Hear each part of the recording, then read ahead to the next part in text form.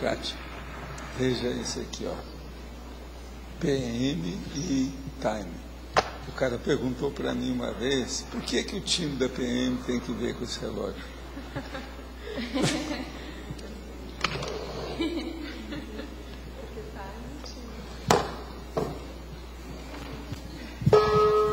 Tertúlia. Meu boa tarde aí para todos. Hoje é a macroconsciencialidade dentro da reeducaciologia, que é a qualidade ou nível de autocognição ou de consciencialidade coletiva, segundo o discernimento mental somático, a hiperacuidade consciencial, a holomaturidade e as prioridades evolutivas quanto à vida intra e extrafísica da média dos elementos constitutivos da coletividade.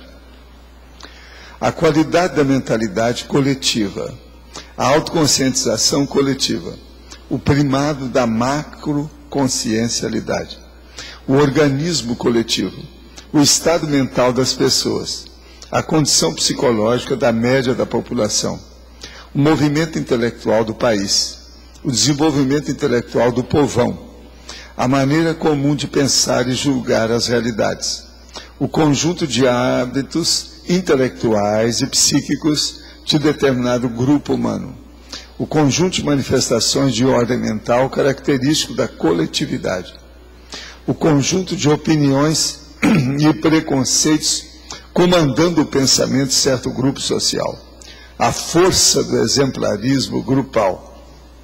E aí vai, eu li só a metade aí do processo da fatologia. As pesquisas da macroconsciencialidade são mega focais no universo da sociologia, da conviviologia, da antropologia, da politicologia, da paradireitologia e da policonscienciologia. Você já perdeu, ou já percebeu, o alcance evolutivo das pesquisas da macroconsciencialidade? Já se dedicou algum tempo a estudar o assunto? Esse é o verbete 1183, 4 páginas, 40 logias e 6 máximos. Tá certo? Agora aqui nós temos umas perguntinhas. Que dica o professor poderia dar ao aluno da conscienciologia autodidata que está com o seu percentual de teática invertido por falta de contato com pessoas afins que possa estimular a pesquisa de forma prática e interativa? Primeira coisa, dá um jeito de ter o contato, né? Se você não pode ter um contato assim, pessoal, hoje tem internet. Entra na internet, olha como é que você faz, tem que se virar. Vamos ver o que dá. Saí de Foz para fazer mestrado. Estou chegando ao final do mesmo, porém os resultados não foram como eu planejava. Estou correndo sério risco de jubilamento por avaliações injustas causadas por brigas e guerras de vaidade entre os professores. Devo continuar no curso e terminá-lo, visto que tenho poucas economias e não finalizá-lo, não terei uma qualificação melhor e emprego para retomar a minha moradia em Foz, com uma nova profissão, trabalhando a função de professor, ou se sair do curso, desvinculando dessa guerra de egos, evitando essa interprisão grupo kármica, provavelmente voltar para a cidade da minha família, pois meus recursos financeiros estão acabando, e assumir alguma função junto da firma de meu pai. Olha, aqui no caso é difícil dar uma opinião para você, mas se eu estivesse no seu lugar, eu iria no curso até o fim. Eu posso morrer na guerra, mas sou um soldado que morre em pé, de pé. Eu quero saber o que vai acontecer. Você tem que lembrar o seguinte, todo o curso de mestrado, doutorado, não é só guerra de egos, o negócio é uma guerra de nervo em cima de quem faz o curso. Agora, a maioria dá certo. Roda, roda, roda, a pessoa perde o fôlego, vai, desmaia, entra em coma, depois ela renasce e recebe o diploma. Quase sempre é assim, a maioria desse jeito. E guerra de egos, isso faz parte do processo da academia hoje. Isso é uma das características da universidade atual. De modo que se fosse no seu lugar, eu ficaria aí. Sabe por quê? Se você for embora e ficar com seu pai, você vai recriminar sua vida inteira, você mesmo e depois seu pai também. Você vai colocar a culpa nele, sendo que a culpa é sua. Agora, fique e termine isso e mude o patamar. Fica firme. Vamos jogar energia nisso. Você vai conseguir alcançar o processo. Comecei a TENEPS essa semana e em todas as sessões sinto muita atuação no sexo chakra. Minha sexualidade sempre foi muito aguçada. Não acho que seja carência, pois tenho uma média de 3 relações por semana com única parceira. Também tem atuação no fronto chakra e corono chakra. Pode me ajudar nesse entendimento, pois no manual não detalha a atuação desses chakras. Com relação aos nomes do grupo Karma Dessomados e outros que queira incluir na TENEPS, posso deixar em um papel na hora e local da TENEPS? Sim, pode deixar que nós vamos ver aí tudo que a gente puder para ajudar. Agora, ó, fronto chakra e corono chakra mexe com as energias mais do processo intelectual, mas você tem que pensar que tudo que diz respeito ao processo sexual é desencadeado pelo que a pessoa pensa, então tudo sai disso também. Agora, do caso aí seu, eles estão pegando você porque você começou a TENEPS agora. Quando começa a TENEPS, se há assediadores nas redondezas ou nos arredores, a primeira coisa que eles veem é se pode mexer no sexo chakra da pessoa para poder perturbar e arranjar energia. Agora, ó, risca isso do mapa. Esqueça temporariamente que você é sexuado. Você agora vai ser assexuado para fazer o processo da TENEPS. Isso é a melhor coisa que você pode fazer. Isso é temporário. Isso aí é só nessa fase mais aguda. Existe relação entre o número de sincronicidades que acontece no dia a dia e o percentual da PROEX que está sendo cumprida? Depende. Se a PROEX, por exemplo, ela for o Max PROEX, uma PROEX maior, grande, ampla, coletiva, grupal, a situação pode ser que tenha muita sincronicidade, que aí já há um interesse ou já estão dentro do processo de desenvolvimento muitas consciências simultaneamente. Você já pensou na possibilidade de criar uma faculdade de filosofia no CAEC ou, ou do CAEC? Escuta, faz alguns anos uma pessoa chegou aqui e queria fazer a universidade aqui. E era tudo baseado no Ministério da Educação.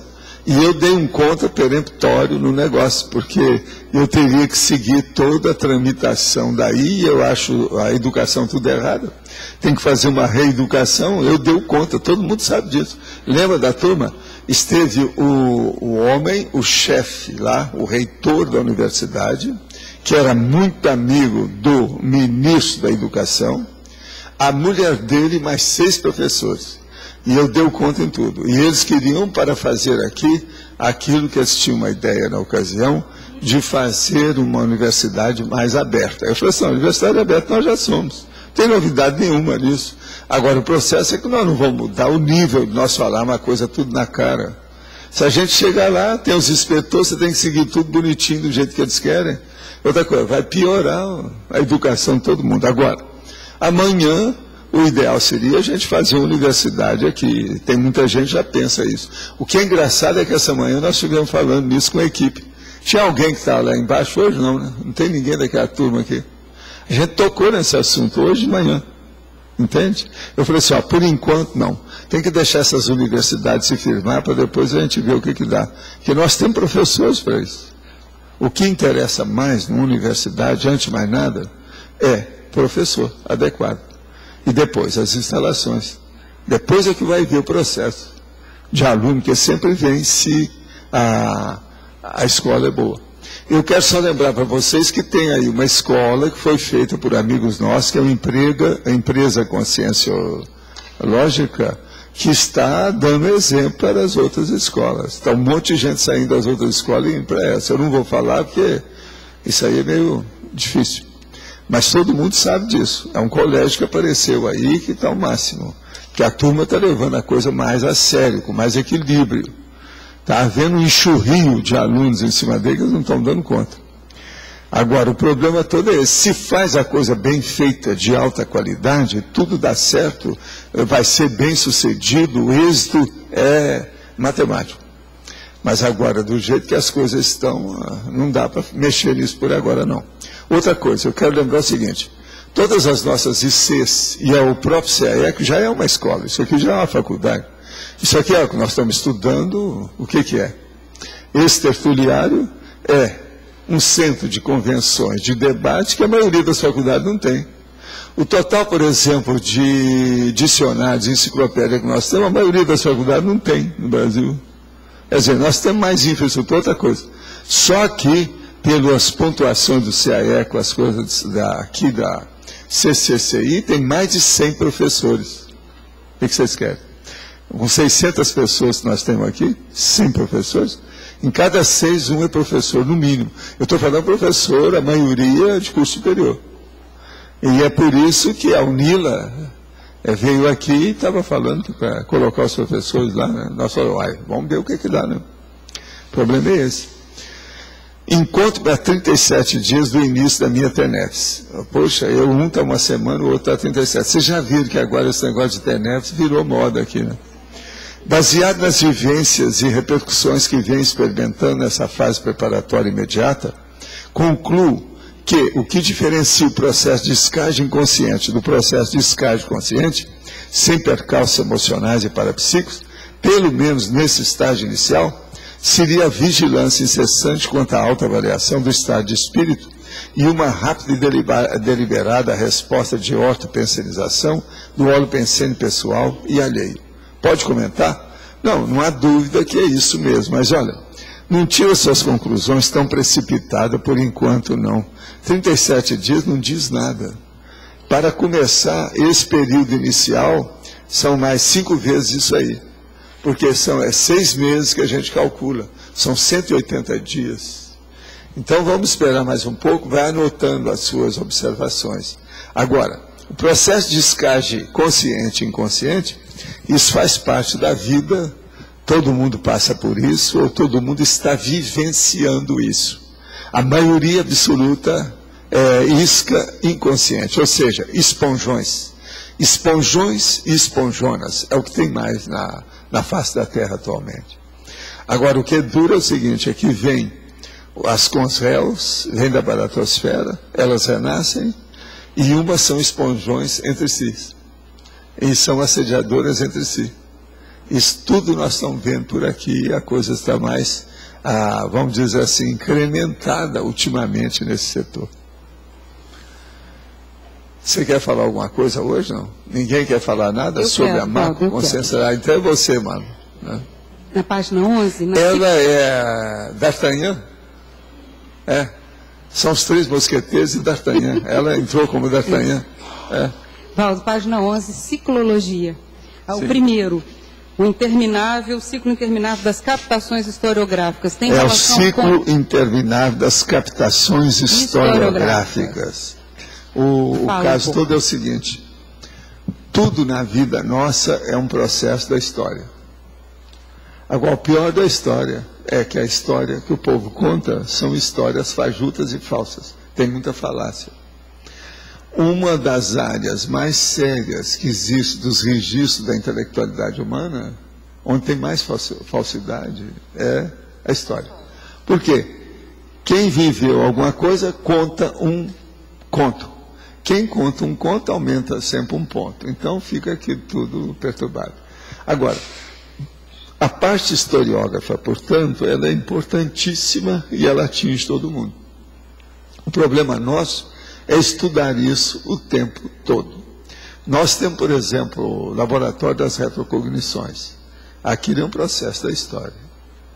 Agora, o que eu sempre recomendo é quando a pessoa começa a se interessar por alguma linha desses assuntos, que ela estude mais os livros de história para se atualizar, ver como é que está a situação. E eu penso que, dentro da literatura em geral, os processos da historiografia é uma das literaturas mais vastas, copiosas, mais enriquecidas que tem. Por quê? Porque todo mundo que foi do feudalismo, que foi da monarquia, quer manter isso aceso, não quer perder. Agora, ninguém lembra que eles eram escravocratas. Ninguém lembra que eles eram, você está entendendo, terríveis. Então, isso aí é muito importante que as pessoas lembrem. Eu penso o seguinte, Quem passou pelo curso intermissivo se interessa mais pela historiografia hoje. Isso é uma regra, é para todo mundo. E os historiadores, eles têm um processo de antepassar de si mesmo, que é assim notório, claríssimo, né, Valdo? Os grandes historiadores, Gilles Michelin... Às vezes eles têm um cotovelome enorme, ficam se defendendo dentro de certas coisas. O negócio é terrível. Agora, tem gente que escreve muito bem. Igual esse camarada aqui, ó, o Claude Ribet. Esse cara escreve muito bem, mas agora ele escreve tudo tirando as lascas de todo mundo em matéria de monarquia, da escravatura nesse livro aqui e do Napoleão. O livro é muito bem escrito. Agora ele usa toda a terminologia, sabe, francesa de espicaçar. Você sabe, né? A técnica francesa, tipo parisiense. Tipicamente parisiense. Agora, ó, parece que ele saiu do Deflor. Ele. É aquela conversa daqueles botequim. Você está entendendo? Dos pubs de Paris. Esse cara é desse jeito. Agora, escreve muito bem. Você ainda não leu ele, não? Claude Ribet. Vale a pena. Você tem um livro lá, não tem? Os crimes. Vai chegar, né? Vale a pena ver o livro dele. Outra coisa, ele expõe a realidade da época do Napoleão, como a maioria dos autores escondeu. Os autores esconderam, ele está pondo a coisa clara, sem exagero. Agora, ele é incrível, as expressões que ele usa, você vai ver, você vai marcar o livro dele. Quem entende francês um pouco, ou que já esteve em Paris, conhece alguma coisa, vai ficar tarado com esse livro aí, é fora de sério. É uma coisa que quase não existe mais. Agora, do ponto de vista literário, ele é um literato, esse cara. Agora, estudou muito para ver isso tudo. Agora, tudo indica que ele é da turma, né, dos escravos. Então, por isso que ele defende esse livro. Agora, Valdo, você conhece aquele historiador também, o Jean-Pierre Piobbe, que ele escreveu sobre... Não, esse é o máximo, eu conheço ele. É sensacional, né? Esse é fora de série. Muito bom. Esse é fora de série. Piobbe. Ele é muito impressionante. Tem uma fluência, uma forma de escrita. Agora, esse aqui, ó, eu já tinha lido alguma coisa dele, mas esse livro aí que eu queria ver, só agora que eu estou tendo chance. Vou encomendá-lo. Vale a pena ver, sim. Para ver as coisas do Napoleão e os processos da história, que não é do jeito que o povo gosta de falar, né? Ainda mais na França, com aquelas coisas sobre Napoleão. Eu sempre achei aquilo de vomitar. Agora, esse homem aí, pelo menos... Eu só sei que eu estou, sabe como é que é? Lavando a égua, não é assim? Agora, você podia comentar, Valdo, a questão da pesquisa histórica, sem a ideia de ficar ciscando, mas ela acaba desaguando na retrocognição? Você pode comentar essa relação? Quem começar a estudar história, acaba se situando na história passada.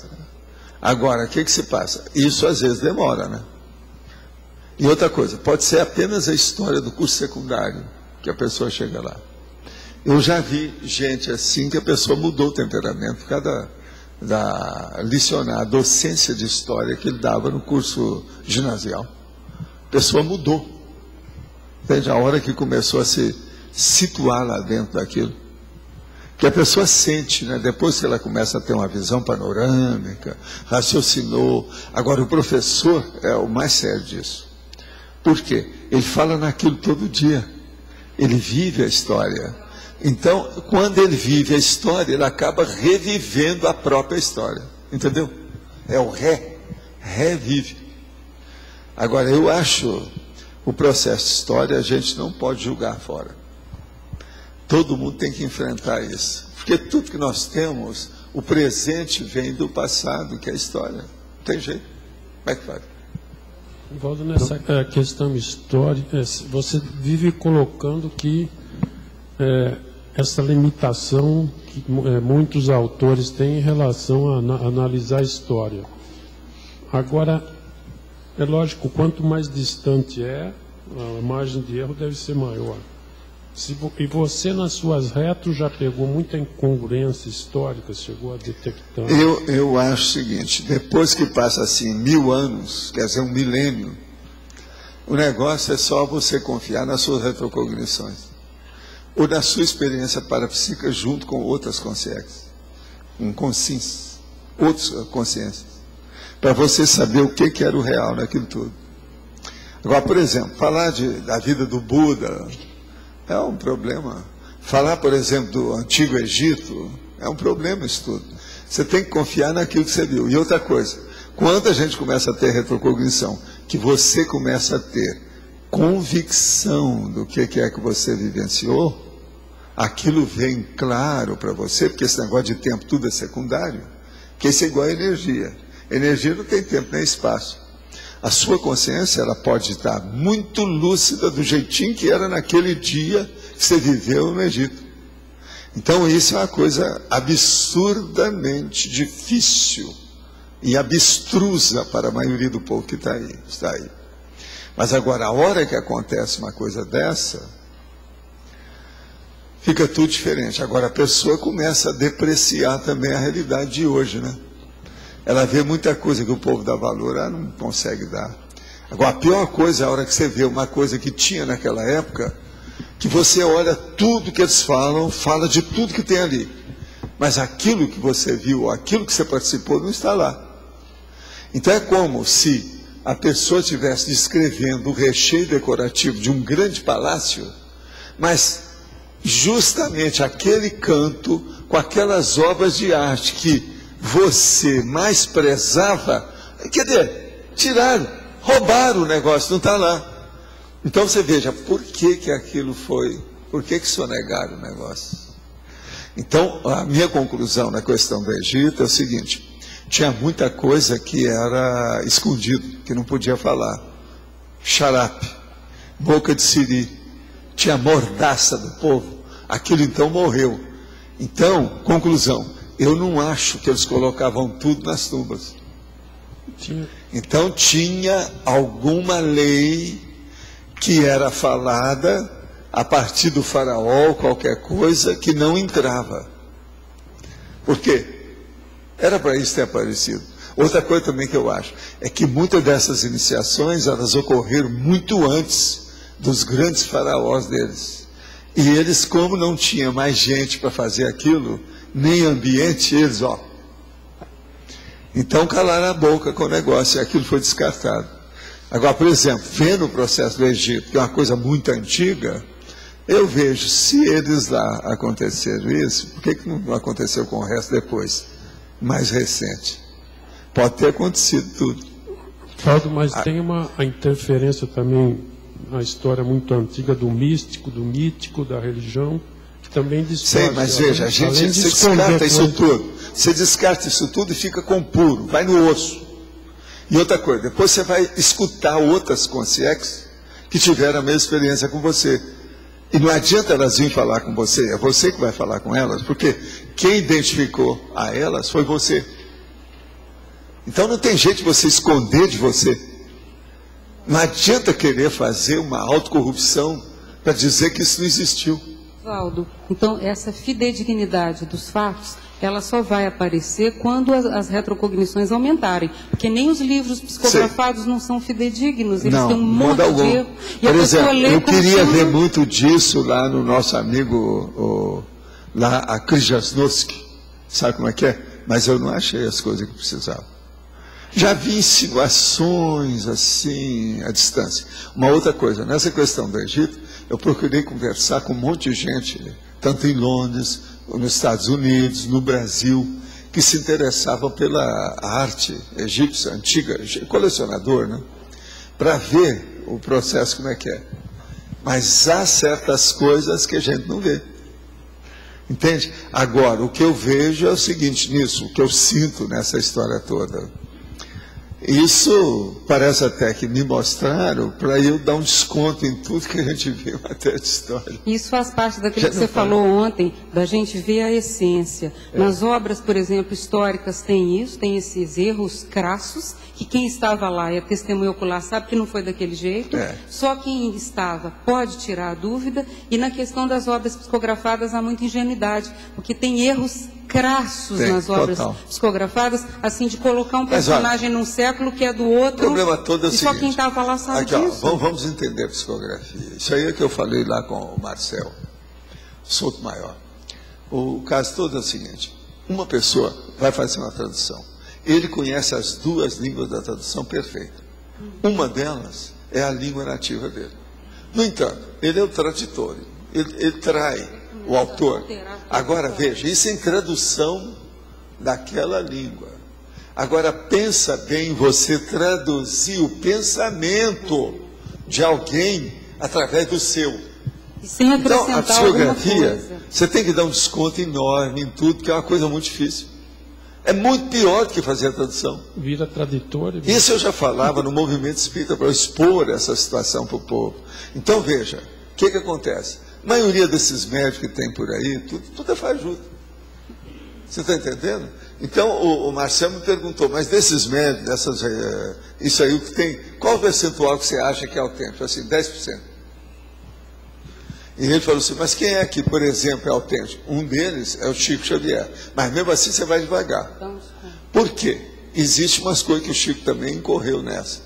Que é a hora que vem aquela consciência que vai falar de besteira, de abobrinha. E ele traduz aquilo, recebeu tudo fidedignamente. Mas besteira. Então aquele negócio, por exemplo, o Chico recebeu as coisas do jeito que o Hercílio Mais recebeu do Ramatiz, o Allan Kardec recebeu de certos médiuns, dizendo que tinha vida de alta expressão em Marte, que não sei o quê. Isso tudo é bobagem da psicografia. Agora veja, esses três eram da psicografia. Tudo errado. Agora veja, quando eu conheci o Chico, eu já tinha visto isso tudo.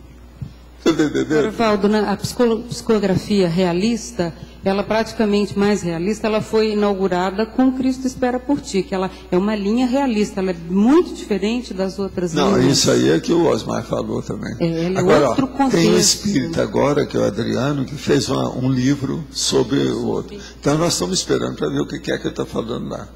E o Osmar deve gostar também muito disso. Eu estou esperando o Max aí para dar os dados. Que ele está querendo passar isso para o CAEC aí, editários, né? Agora, você estava falando do Egito, a questão daquele livro psicografado, Rainha Atassu, ele tem uma visão, assim, pictórica do Egito, de costumes, de coisas bem realistas, não, né? Tem muita coisa autêntica, Mas agora o processo todo é que é o negócio vamos dizer, o ocultismo. A hora que vem a parte esotérica, não tem nada, é muita coisa que falha na questão dos egípcios. Agora, eu fico tudo pensando, né? Mais tarde isso aconteceu também com a questão do Tibete, que o povo sabia fazer projeção, aquela coisa toda, que eles também sonegaram informação. Agora, o problema todo era um processo de superstição, era um tabu, era um mito. Por quê? Eles achavam que se começasse a falar aquilo, que a maldição cairia sobre a pessoa que falou. Então todo mundo ficava calado. Agora, para mim, isso já vinha da casa real, quer dizer, era do faraó.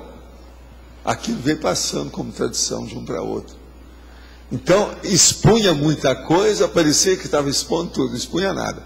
A coisa mais séria dos bastidores, ninguém escreveu. Agora, essa tendenciosidade dos historiadores, ela recai sobre os para-historiadores, que são os psicógrafos mais sérios, porque tem preferências e tendências que eles misturam. O que eu vejo mais sério no estudo é o seguinte, que retrocognição, às vezes, a gente tem uma retrocognição, que, por exemplo, eu estou aqui, o sol não entra aqui direto, tá certo? Tudo aqui é iluminação artificial. É como se fosse, querendo ou não, um lusco-fusco. Quando a gente sai lá fora, você sempre vê à tarde. Se não está chovendo, é muito mais claro lá fora do que aqui dentro. Então, o nível de claridade aqui é um absurdo, lá fora, no sol. Agora, veja, a gente lembra a mesma coisa do processo da retrocognição. A hora que você lembra, que você vê aquilo, que você sente o sol como é que era no Egito antigo, e você andar em cima daquelas pedras, vai andando, o que acontece? O que é que tem ali? A areia que está lá é um absurdo de realidade. Você está entendendo? Isso aí, eu acho, por exemplo, que retrocognição é uma das coisas mais perturbadoras que tem em matéria de parapsiquismo. Por isso que eu vejo que a maioria não pode. Se vocês não estudar bastante, vocês não têm gabarito para ter retrocognição. Por quê? A retrocognição vai ser um suicídio. Ela te mata. Ela vai criar problema para a pessoa, em vez de ajudar. Então a pessoa ela tem que se preparar para lembrar de tudo. Memória é uma coisa que tem preço. o estudo da história ele pode ser uma anticâmara disso, de preparação para a pessoa, porque vai desenhando o cenário, vai trazendo as pessoas, até que surja a sua. O problema é o vestibular. A história é o vestibular da retrocognição. Agora, uma coisa seríssima que eu acho, que é mais sério do que o vestibular da história, é o universalismo na cabeça da pessoa. Se ela tiver universalismo, ela está mais apta para lembrar das coisas sem entrar no erro. É o recuo que dá, o universalismo ele te dá um recuo. Não, o problema é o renascimento da fênix 1000 vezes. Você revive. É a fênix que voltou à vida. É porque não é só a lembrança, é você ter que conviver com aquilo agora para o resto da vida, né? Pois é, não é isso. Aqui, uma porção, quer dizer, uma montanha, você está entendendo, de conceitos, tudo vai por água abaixo. A retrocognição põe os pingos nos is. E outra coisa, põe o pingo dos i, como eu falo, você vê o psicossoma do pingo do i. E outra coisa, é você, não tem jeito de fugir. Agora, o problema, a primeira coisa que a pessoa tem que acabar é com todas as ilusões imaginativas do misticismo na cabeça dela. É isso que eu estou falando, a superstição, o mito, a simpatia, a tendência, ela tem que ser isenta. Agora, essa isenção precisa de ter universalismo. Ela tem que sobrepairar aquilo que ela vai reviver. Enquanto ela não sobrepaira, o negócio vai ser mais negativo do que positivo para ela. A gente vê, Valdo, que esse sobrepairar, que se fala nisso há tanto tempo, eu lembro de você falando disso, há 20 anos você falava isso, tem que sobrepairar o fato, tem que sobrepairar o fato. Mas qualquer resquício de autovitimização e de autoculpa destrói completamente a possibilidade do aproveitamento dessa experiência. Então, esse trabalho é todo. Agora, outra coisa, todo mundo deve querer ter retrocognições para ajudar os outros. Pensa sempre na interassistencialidade, que assim a pessoa vai ser ajudada. Ela vai ser ajudada. Gente, existem amparadores de múltiplas especialidades. Na questão da retrocognição, eu desejo que vocês tenham amparadores que sejam historiógrafos. Você entende? São pessoas que estão habituadas com o processo da parapsicoteca. Agora, o que é pena, por exemplo, a maioria que pega, você pega, por exemplo, os historiadores mais apaixonados que eu já encontrei na minha vida são os espanhóis, porque eles estudam o processo da monarquia. É tanto que até hoje eles têm monarquia e não conseguiram sair disso. O problema da genealogia, do racismo deles, o processo das etnias, o problema da família, é uma paixão, é uma loucura. Para mim, os espanhóis é que tem mais isso, mais do que todo mundo.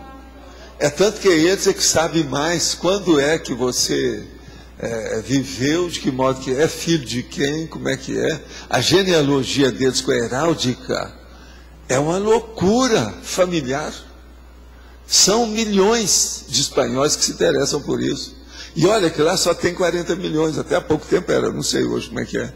Só tem 40 milhões de espanhóis. Mas nesse meio tem milhões que são apaixonados pelo processo da heráldica, da monarquia, da genealogia, do processo do passado. Agora veja, essa paixão não resolve nada. Nada, tudo espanhol, você olha que é só isso. Agora veja, eles estão repetindo aquilo que eles imprimiram para os espanhóis. Agora, tem livro interessante, tem coisa boa no meio. Vale a pena ver. Professor? Sim. Boa tarde. Aqui na página 11, em legislação. Legislologia? Sim, as leis racionais da Max Proex. Sim. Você poderia ampliar o conceito? Ampliar o conceito? O que é? Ampliar. O problema é o seguinte, a Max Proex é quando você, para desenvolver e executar sua programação existencial, você depende de maior número de pessoas. Todos nós, quando vamos fazer a nossa Proex, nós dependemos de outras pessoas. Por exemplo, começa pelo pai e pela mãe, principalmente pela mãe, né? Primeira mãe, segundo o pai. É preciso disso. Mas o que eu estou falando é a hora que tem muita gente. Então, eu sou um exemplo disso de Max ProEx. Todos vocês estão na minha Max ProEx. Eu estou fazendo, meu maior trabalho é a enciclopédia. Eu estou fazendo a enciclopédia com vocês. Todos aqui estão me ajudando a fazer. E eu quero colocar a maioria de vocês lá dentro como autores. Co-autores.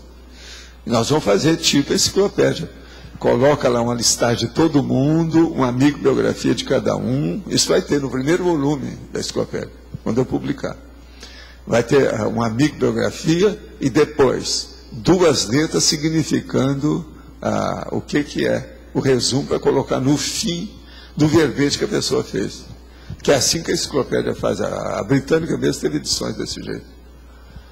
Com isso, então, nós vamos fazer a minha Mega GESCOM distributiva, ela é coletiva, ela é de grupo. Que afinal de contas, eu não quero ficar com essa responsabilidade só em cima de mim. Vocês vão ter que responder por isso. Tá certo? Professor. Eu acho o máximo distribuir a responsabilidade com vocês. Vocês merecem. Tá certo? Ou eu mereço, não sei bem. Eu acho que é mais eu. Na página 12, em item 10 de acabativa, radiação vitalícia na cognópolis. A radicação vitalícia na cognópolis. Você tem que pegar o verbete. Isso aí é verbete. Pega o verbete e lê. É o melhor que você faz. Okay. Essa radicação já tem no dividir, tem todo lado, viu, Luiz? É fácil de ler. Na B. Na página 10, fatologia, na última frase. Na última linha, desculpe. A holoanálise política. Como é que a gente faz a holoanálise política?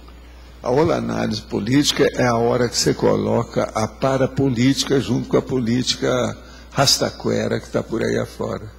E vê isso dentro da paradiplomacia e vê dentro da holofilosofia. Então há uma holoanálise grande. É como se fosse uma paramaiêutica do processo coletivo da sociometria. Ou da parasociometria. É isso aí que eu quero dizer. É a holoanálise. Essa holoanálise ainda não tem nada escrito assim, um livro, por exemplo, sobre esse assunto. Ele é totalmente virgem, até o momento. Por mais que você vai ver o Hobsbawm, esse povo todo aí, eles não chegaram a fazer uma coisa dessa. Porque estão sempre vendo as brigas de gente um com o outro, os conflitos, os embates de um lado para o outro, e fica só nisso. O problema é ver acima disso. Tem muita coisa. Mas, por exemplo, tecnicamente, numa análise, você pode ter alguns elementos que você vai considerar para poder observar uma realidade, né? Como se fossem determinadas variáveis, as variáveis de análise. Dentro da holopoliticologia e dentro dessa holoanálise política, quais seriam essas variáveis que você olharia qualquer realidade? Não, eu já comecei a falar para você, todos esses.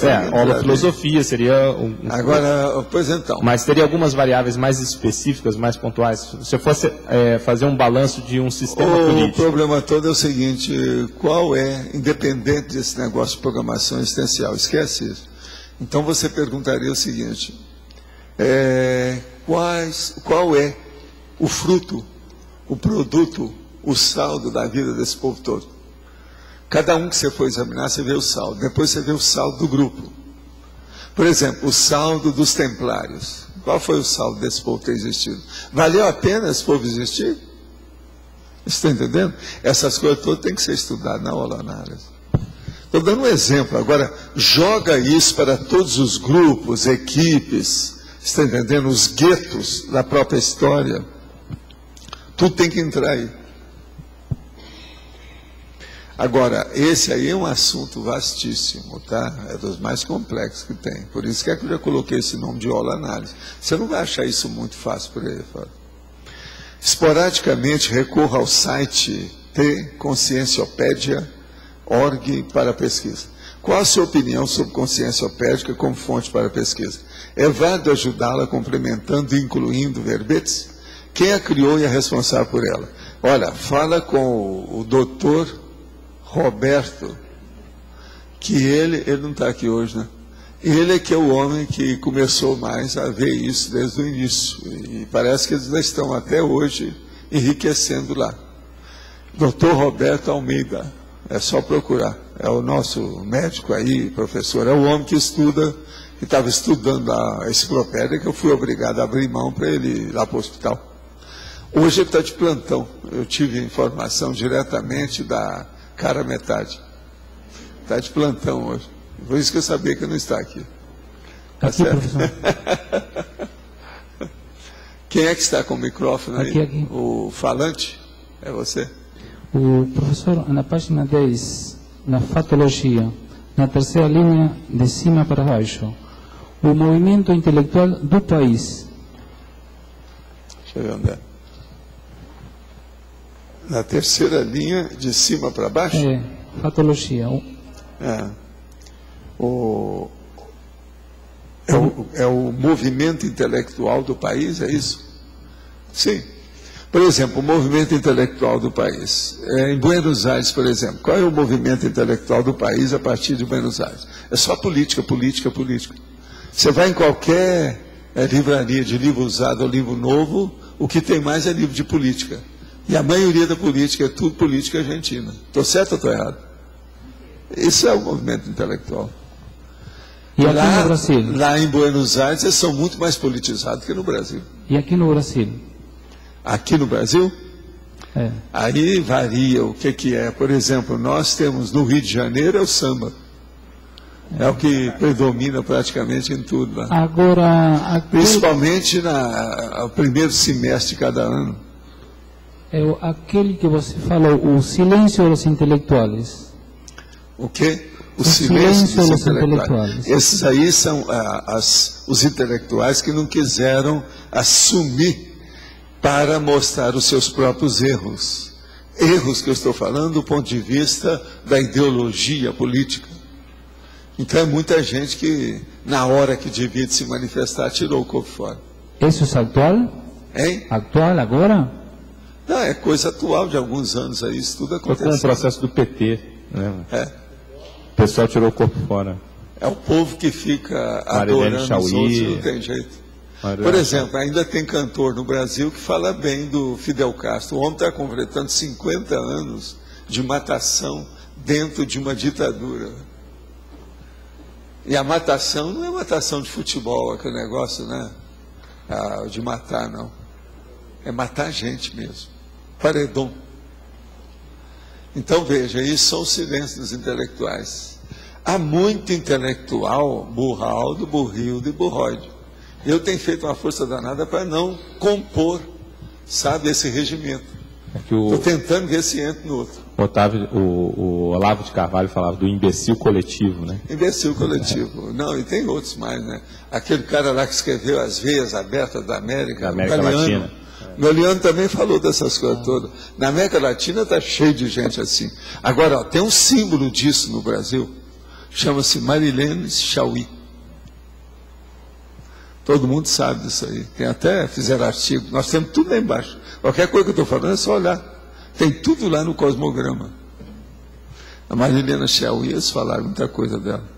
Na hora que precisaram de falar, ela sumiu. Eles perguntaram se ela tinha entrado em coma. Estado de coma.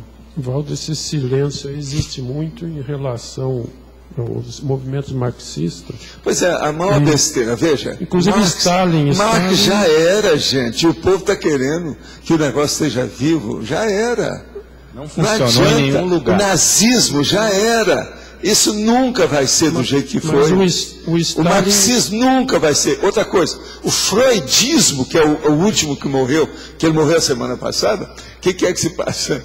Ele nunca vai ser do jeito que foi. Acabou, não tem jeito. Essas coisas morrem, acabaram. Stalin se equivale a Hitler. E ele ainda tem muita gente pois então, apoiando stalinismo, o stalinismo. Veja, já era. O cara está enterrado. Não adianta querer defender uma situação dessa. Agora veja, tudo é a paixão, né? Chamada paixão política, que é um processo, vamos dizer, de cafre, né? É um processo brutal. Filósofos, falo muito que eu defendo filósofos, está cheio de filósofos marxistas, inclusive na França e no Brasil. A maioria dos filósofos brasileiros são marxistas. Eu já falei aqui, né, no nosso amigo que era nazista, né, o filósofo, vocês sabem qual, né? Como é que fica? Valdo, no caso, estava vendo, a mitologia egípcia tem vários símbolos, né? Tem. Quando você tem uma situação, por exemplo, você teve um sonho, alguma coisa com um símbolo egípcio, e em seguida houve um fato marcante relacionado àquilo. Você anota e fica olhando para ver se aquilo se repete. Então, mas... Se foi Horus, veja bem. Outra coisa, se você está estudando historiografia, e se o processo é de retrocognição, você não pode ter preconceito. Lembre-se quando você foi homem lá, que você dentro, por exemplo, sacerdote de Horus. Como é que fica? Aquele que tinha um bicho aqui na cabeça. Horus. Aí, a pessoa, se ela não tem universalismo, ela nunca vai se situar convenientemente. Mudou de sexo, pronto. Já errou, ela não admite, dá tudo para trás. Então pensa bem, você vai lembrar lá, e vamos supor que você foi sacerdote de Horus. Não é sacerdotisa não, sacerdote. Você tem que admitir que você foi macho lá, e a coisa séria, e com um bicho na cabeça. Como é que fica? O cara uma vez chegou para mim no movimento espírita e falou assim, você foi sacerdote de Horus. E começou a fazer uma digressão com um monte de coisa para mim. Aí eu falei para ele assim, ó, antes de ser sacerdote, como é que eu me tornei sacerdote, se é que eu fui? Ele não soube falar nada, porque é isso que eu queria saber. Se ele soubesse as coisas que eu já tinha retrocognição, eu ia admitir as bobagens dele. Não admiti nada. Então, mas aí no caso, por exemplo, teve um símbolo e o fato aconteceu depois. Então, eu vejo como uma pré-cognição? Ou como é que eu avalio? Não tem nada a ver com isso. Às vezes é uma consciência, uma consciência que estava aí, que é interessada no assunto, fez aquilo, e há o relacionamento. Você pensou aqui, você absorve um monte daquilo, é o processo da sincronicidade. Por isso que eu falo, tem que anotar. E outra coisa, um fato isolado não diz nada sobre o processo de retrocognição, muito pouco. Só precisaria de ser uma coisa assim, asa quarteirão, um negócio muito sério, como acontece, por exemplo, na experiência da quase morte, às vezes tem. Você está entendendo? Mas é uma coisa assim, patológica já. Por isso que a maioria das experiências da quase morte são patológicas mesmo, francamente patológicas. Tá certo? Tá, obrigada. Gente, para o senhor, qual comunidade científica, religiosa ou filosófica atualmente é portador do maior nível de macroconsciencialidade na Terra? A nossa. Eu vou falar o quê? Vocês lembram de alguma outra para a gente falar? Eu tenho que ser cabotino aqui, total, sem modéstia, sem nada. Vocês lembram de alguma outra? Ô Luiz, você que veio lá das Estranjas, você lembra de alguma outra? O problema é o seguinte, uma comunidade científica, religiosa ou filosófica atualmente portadora de maior nível de macroconsciencialidade na Terra. Aqui? Pois é isso que eu falei. Gostaria de saber como diferenciar atributos conscienciais de competências evolutivas. Atributo consciencial a pessoa pode ter, mas ela não é competente, porque ela não usa os atributos. Tem um monte de gente que tem atributo consciencial de gênio. No entanto, são atributos ociosos, ela não põe a funcionar. Como ocorre o estudo dessas competências evolutivas dentro da pesquisa da conscienciologia? Como defini-las? Veja o saldo, o que a pessoa fez, o que ela está fazendo. Vê se ela aplica teaticamente aquilo que ela tem, aquilo que ela sabe, aquilo que ela vive, aquilo que ela pode dar exemplo. Então o processo é teático, teoria e prática. Isso de ter atributo consciencial não quer dizer nada. Tem um monte de gente que eu sei, gente que fez um grande curso intermissivo, chegou aí e deu com os burros na água, não está fazendo nada. Devia estar aqui ajudando a gente, nada, não quer nem saber. E eu não falo nada, não posso falar nada, porque senão vai criar mais problema. Por gentileza, pode explicar detalhadamente o que é o EV basal? Essa é a terceira pergunta sobre esse assunto. O EV basal é esse básico, vamos dizer, bem rudimentar, que a pessoa começa. joga energia para baixo, joga energia para cima, puxa, faz o que pode, e faz depois a mobilização básica de energia, que a Malu gosta tanto, há quantos anos que ela fala nisso. Ela que mais popularizou essa expressão MBE, que parece um partido político, né? De qual partido você é? Eu sou do MBE. É alto nível. Movimento Brasileiro de Energia. De energossomática. É o grande partido da energossomatologia. Sabe? E a Malu sempre que levava isso para frente, o tempo todo. Poderia indicar os melhores livros sobre história para eu começar a ler? Aí agora está danado. É um monte deles que a pessoa tem que ler. Olha, o ideal é o seguinte, apareça aqui e veja na holoteca que eles vão lhe dar 100 livros aí para você ler. É o ideal que você faz. Agora, para começar, seria bom você pegar Spassa Carpi e ler tudo quanto é coisa de história que tem lá. A Spassa Carpi vale a pena. Agora, ó, tem que ser Spassa Carpi mais recente, essa que tem mais de 100 volumes, do tamanho do Conscienciologia. Do 700 experimentos da Conscienciologia, mais ou menos. São mais ou menos 100 e tantos hoje. Agora, pega a parte história e veja, porque a Spassa Carpi é interessante. Outra é a britânica, mas a Spassa Carpi tem mais material. E outra coisa, como eles são fanáticos por história, eles são mais reais dentro da situação. A pessoa pode estudar o Lastanossa lá, que tem o Lastanossa, com detalhes e tal.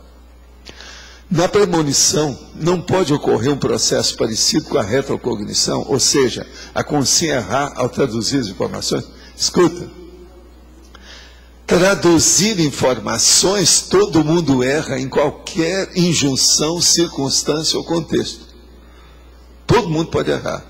Agora, quando fala informações que entram para psiquismo, a tendência de errar é 100% mais do que o normal.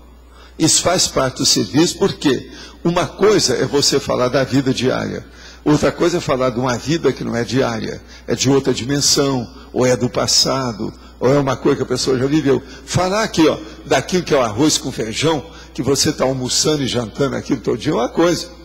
Agora, falar aquilo que já passou, uma coisa que é de outra dimensão, como é que fica?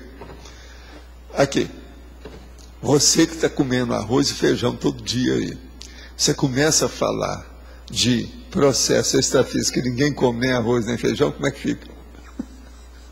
Entendeu? Não há nem jantar e nem almoço. Como é que fica? Então, é muito mais um nível de equívocos, erros, enganos, omissões, perturbações, mal-entendidos. Isso é inevitável, não tem dúvida. De modo, companheiro, que você que estuda muito, que eu te conheço, que lê muito, lembre-se disso. A gente traduzir, tanto você pode traduzir para você errado, como a pessoa pode traduzir para você errado. Tudo isso tem. Por esse motivo é que eu falo. Parapsiquismo nunca é demais. É sempre pouco. Quanto mais a gente estudar, melhor é para todo mundo. Vai ajudar todo mundo. Tem que pensar nisso. Pode falar. Faz favor. Alô? Eu queria perguntar se para o indivíduo entrar nessa coisa da macroconsciencialidade, mais, né, além da interassistencialidade, ele tem que pensar grande, né? Se pensar pequeno, fica difícil. Mas sem a interassistencialidade, ele não vai pensar adiante. Quem não pensa na interassistencialidade, não pensa adiante. Argumento é isso aí, não, sim. Marcos. Tá certo? Não tem mas tem gente que entra mais nessa coisa de integração com os outros, etc., mais pensando, e outros mais na ação assistencial, né? Então são duas saídas. Mas a saída certa é sempre a assistencialidade. Claro. Porque inclusive dispensa com isso que você vai mostrar a sua intenção. Essa intenção, ela vai ajudar sempre. Todos vão ajudar você. Quem ajuda é o primeiro a ser ajudado. Se a pessoa começar a pensar só nela, no egão, no umbigão, ela não sai disso e ela vai errar. Claro. Mas para ela evoluir dentro disso, né, uma vez que tenha, já é a premissa básica, então é interessante. Agora, muita gente pensa demais no egão, porque uma pessoa, quando quer fazer uma retrocognição, ela está pensando no egão dela. Então isso é normal. Agora, o problema é ela sair dessa parte básica, primitiva, do subcérebro abdominal. E ela vem aqui para cima. E ela começar a analisar o passado, a passadologia toda, a partir do autodiscernimento, sem emocionalismos patológicos. É aí que pega o carro. Hoje, por exemplo, eu estou escrevendo lá um verbete, que é justamente um processo desse. Conflituosidade, que atinge todo mundo. Que esse eu ainda não trouxe ainda, tem que trazer aqui. Eu já toquei nesse assunto, sabe, nos processos patológicos. Mas, esse conflito é por causa da dissonância que dá a emoção, né? Deixa eu te perguntar um negócio que eu estava para perguntar há um tempo já. Dentro daquela língua, do idioma tibetano mesmo, eu li isso aí uma vez, parece que a fonte é boa mesmo. Dizem que não existe o termo emoção, né? Que emoção eles dizem através de estado mental alterado, né? Porque a filosofia é muito em cima dessa coisa de que a emoção é uma amplificação mais distorcida da... Vem cá, mas se você for pensar em estado alterado, qualquer coisa que você faz alterou seu estado. Não, digo alteração sobre o pensamento. Eu sei, mas veja, sim, qualquer tudo que você faz, a não ser que seja muito... Isso é uma falácia. Esse negócio de não, dentro de ortopensionização, não, existe uma conservação, né? Não é bem assim. Tudo que você mexeu, que vai aprofundar um pouco mais o processo intelectual, dá uma alteração no seu estado de consciência. Então, estudo, para melhor, isso. Mas nesse caso, para melhor, uma coisa harmônica, né? Não é para melhor. A gente nunca sabe, é neutro. Aí, ó, se a gente for trazer aqui, é neutro. O processo todo é essa neutralidade, a gente tem que ver. Agora, o que eu vejo é o seguinte: tira a palavra emoção e coloca sentimento desprezível. Muda tudo. Acabou. Então, o processo semântico, isso aí é uma falácia. Agora, eu gosto de usar a palavra comocionalismo. Você já viu falar isso? Que aí não tem jeito, que é a comoção. Por quê? Porque geralmente, quando uma emoção é muito grande numa pessoa, ela atinge outros, cria uma comoção grupal. Por isso que eu gosto da palavra comocionalismo. Que uma empatia é mais, ruim, para meu ver, do que emocionalismo. Que é uma empatia ruim nesse caso. Não, que aquilo já está mais avançado, profundo, já espalhou, está endêmico. É como se fosse uma emoção endêmica. Então a epidemia já agraçou, já pegou todo mundo, é o comocionalismo. Então, porque desencadeia que já tem emoção conflituosa isso é dentro instintual. Dos outros, é instintivo, Pois é. É verdade. É o negócio. E é difícil fugir disso, a não ser que tenha muito domínio da situação. Né? Agora, então voltando aqui. Mas a interessencialidade é a base, mas dentro disso aí, para se evoluir, né, e até para não cair em conflito, em emocionalismo, à medida que cresce essa manifestação, né, assistencial, é importante também a intelectualidade ampliar, né? A intelectualidade ampliada e outra coisa, não ficar apenas com a pessoa. Lembrando, tem sempre gente mais inteligente do que você. Sim, sempre. Esse que é o caminho. A maioria das pessoas ainda erram muito nessa altura, nesse terceiro milênio, porque elas não admitem que existe pessoa mais inteligente que elas. E sempre tem. Esse é o motivo que eu fiz aquilo lá, a escala evolutiva das consciências. Ali não tem jeito. Se uma pessoa for estudar um livro daquilo, você vai se colocar num daqueles degraus, querendo ou não. É no tapa. Não tem jeito. Não tem jeito. Então, isso que é a coisa mais séria. Outra coisa, a psicologia sempre evitou fazer isso. Eles não gostam de fazer comparação de nada, não gostam. E outra coisa, quando fizeram o psicógrafo com psicograma, tiraram fora. Então, isso é uma das bases... Porque não dá ibope. Aqui, ó, não rende. Uma das bases do materialismo todo, né, seja em qual for a área que você entrar aí, é essa, né? Desse ciúme ou inveja evolutiva ou intelectual, né? E outra coisa, o processo do materialismo é rasgar a seda. Você tem que entrar num nível que todo mundo está rasgando seda. Eu te faço a propaganda, né? Você faz a minha. E vamos em frente. O problema todo é esse. Agora, veja, isso tudo ainda vai ter muita água debaixo da ponte até esse negócio melhorar. Vai demorar muito. Então, E as conselhas estão por aí para não deixar a gente mentir. Mas... não, é importante falar dessa coisa aí, da ambiguidade, né, da coisa do ego. É importante você entrar, é importante você sair, como apego e desapego em geral, né? Porque senão a gente fica também purista demais, ou puritano, e ingenuidade também, né? E acaba se ferrando também. O puritanismo é loucura. Valdo, Sim. Oi, aqui na fatologia, na 4ª linha, eu queria que você me explicasse um pouco sobre a maneira comum de pensar e julgar as realidades. Qual que é a sua maneira comum de julgar e pensar a realidade? Por exemplo, um professor para você vale mais do que o Garibaldo. O Garibaldo você sabe quem é, né? O que toma conta do lixo, o Gari, tá certo? Agora, depende. Por exemplo, se o Garibaldo for professor lá do departamento do lixo, já mudou de circunstância. Esse é o julgamento normal que as pessoas têm. Elas julgam, então, o processo pela classe, pelas coleiras do ego. O que é a coleira do ego? Você sabe o que é coleira? Coleira de cachorro. Então, agora veja, existem as coleiras das pessoas. Um cara, por exemplo, ele é do Flamengo. Então, ele está aqui debatendo uma coisa. Se ele começar a defender o Botafogo, eles dão um jeito nele. Isso é a mentalidade do ambiente, está certo? Os hooligans, o torcedor doido, ele tem que ter uma posição clara do processo dele. Isso tudo é o comum. E assim é tudo. Por exemplo, entrou uma pessoa, você está almoçando. Aí entrou uma pessoa que é especialista em nutrição. Chama-se nutricionista. Na mesma hora você vai começar a ver seu prato e ver a pessoa. Como é que fica? Outra coisa. Você está no lugar, está falando com a opção de gente, toda alegre, Luca, contando lá para a menina, o que aconteceu com isso? Aí, quando você vê, entra uma dona que você sabe que ela é psiquiatra. Você, na mesma hora, se recompõe. Deixa eu ver o que é, porque ela está ouvindo o que eu estou falando. Isso é a vida. Você está começando a entender o que eu quero dizer com isso? Agora, a má consciencialidade. A consciencialidade é um modo de você pensar. Agora, aqui nós estamos falando de uma maneira grande. Essa maneira grande envolve quase sempre o maior número de pessoas. Então, é a maneira comum.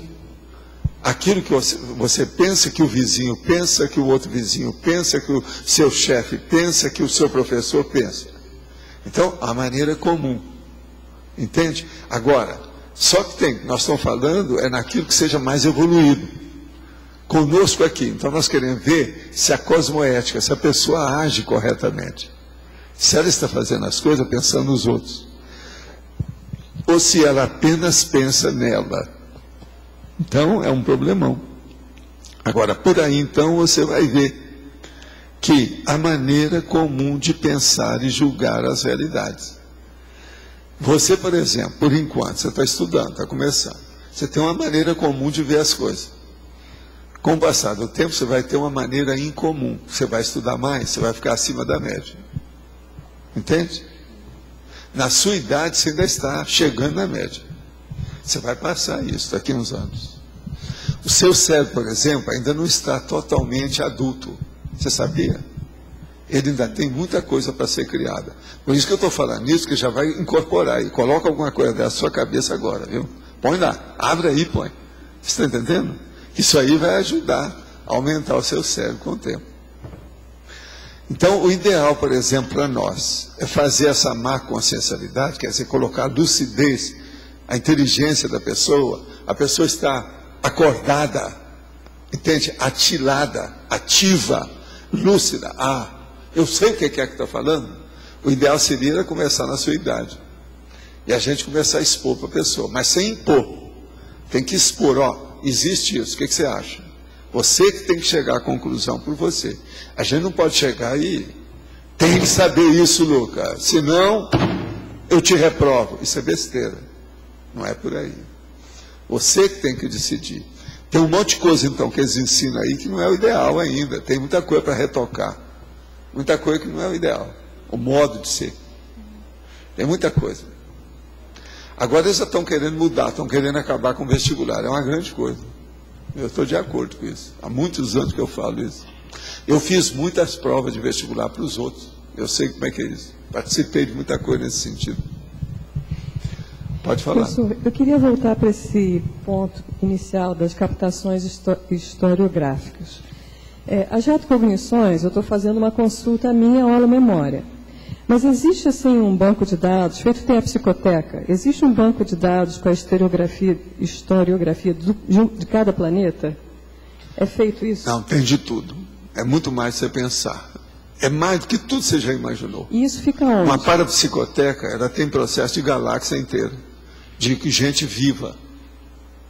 E isso é guardado... Isso está na Central Extrafísica da Verdade? Tá, o processo são as centrais dessa física. É isso. Então, aí... Agora, ó, não adianta ter muita coisa. É igualzinho, entender, por exemplo, aqui, é igualzinho lá a Biblioteca do Congresso em Washington. A maioria do povo não tem capacidade nem de fazer acesso àquilo, não tem nem ideia de chegar nos donos da ideia. Você está entendendo? Aqueles que são os gabaritos maiores, a maioria não tem. Eu vi isso lá, em muitas bibliotecas. Mas eu vi por aí. Isso aí seria... A nossa é a mesma coisa, o povo chega aqui, eles não sabem. Não tem ideia do que é que deve pesquisar, aquilo que ele quer. No entanto, ele sabe o tema, que ele deseja, as coisas todas, mas por exemplo, ele não sabe desdobrar aquilo para fazer um acesso, uma abordagem melhor. Os serenões acessam. Não é serenões, é um monte de gente, os despertos, semiconscientes. Então, a partir do desperto, não precisa ser serenão nisso. E aí, isso foi feito para nós. Para todo mundo.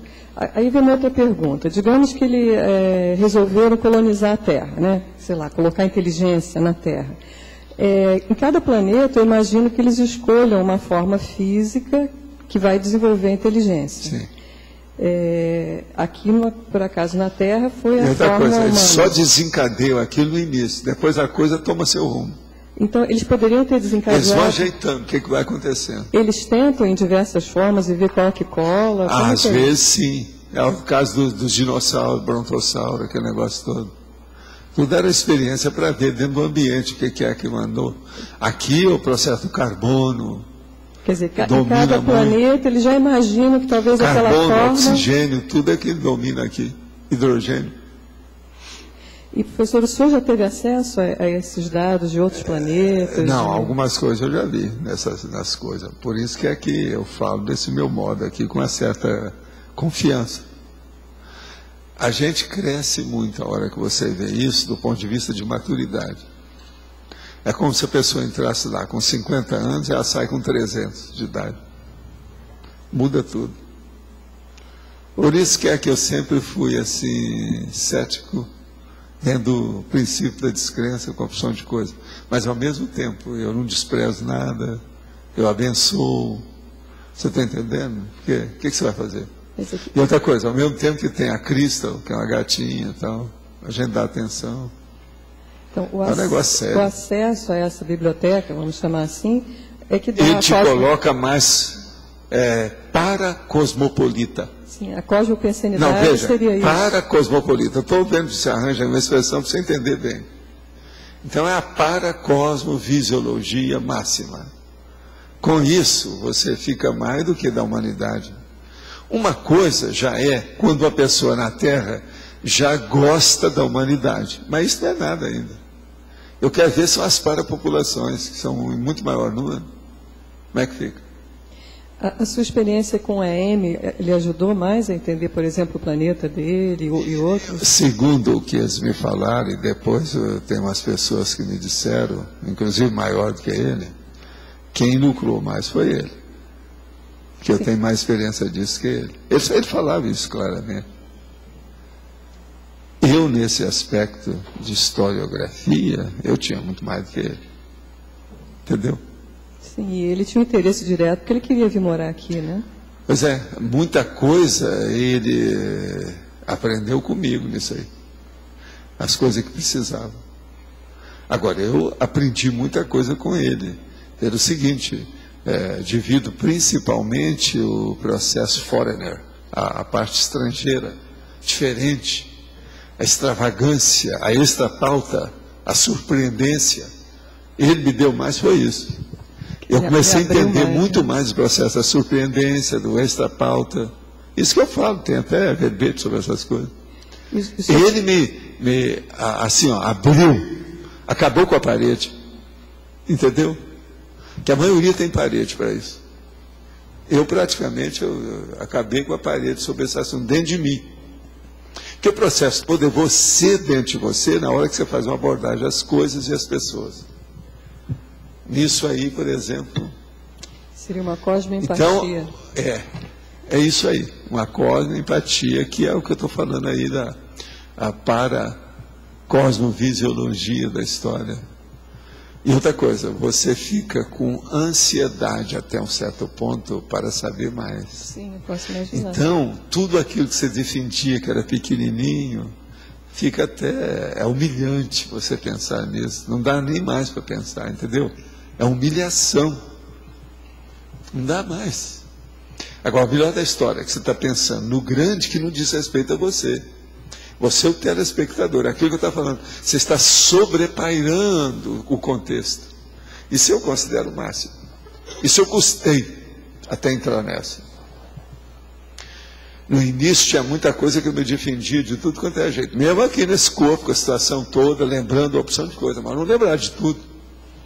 Até que chega um ponto que passa o gargalo, né? Aí você defasa, aí você vê as coisas todas, então vamos devagar. A primeira coisa, você perde um monte de conhecimento, né? Tudo vai por água abaixo, tudo rola. O vento leva, e o vento levou, tudo. A maioria das linhas de conhecimento, de cognição, tudo você perde. Você já viu o meu ceticismo suave que eu tenho, né? É um ceticismo otimista, mas não é ou não é? Você sabe disso. Eu não sou entusiasmado com as coisas todas que tem por aí, todo mundo está entusiasmado, mas eu tenho que, às vezes, apresentar até que sou, para dar força para o povo, porque senão como é que fica? Entendeu? Mas não dá. Então a pessoa vem, veja bem, com o chazinho do desjejum.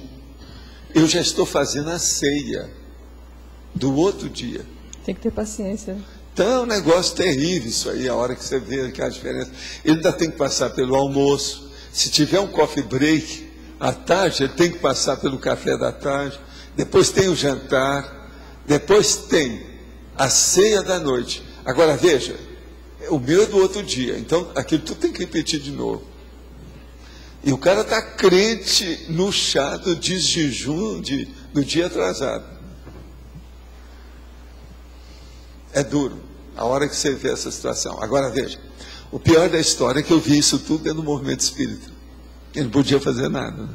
No início ainda tentei, depois não dá. Então a primeira coisa, não adianta nada você querer colocar o carro diante dos bois.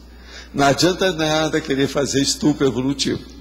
A maioria dos estupros você pensa que você está fazendo mal porque a pessoa vai se tornar um anjo, sendo que ela é um capeta.